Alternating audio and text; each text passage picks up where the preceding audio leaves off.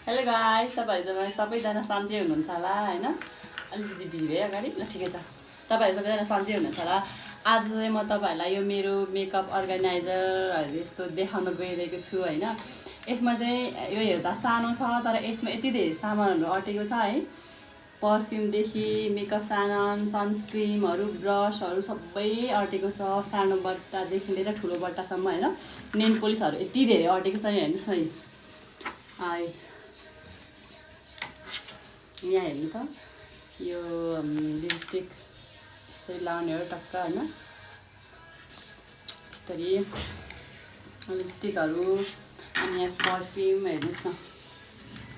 ए perfume, यो चाहिँ मेरो फेभरेट पर्फ्युम हो।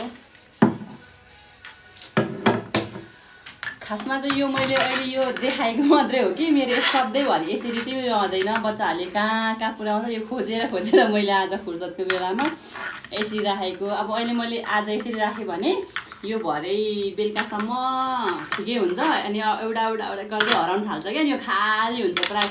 प्राय खाली नै बस्छ। आज मात्रै हो मैले यसरी बनाएको। हेर्नुहोस् कस्तो लाग्यो। राम्रो लाग्यो भने लाइक गरिदिनु होला। Thank you.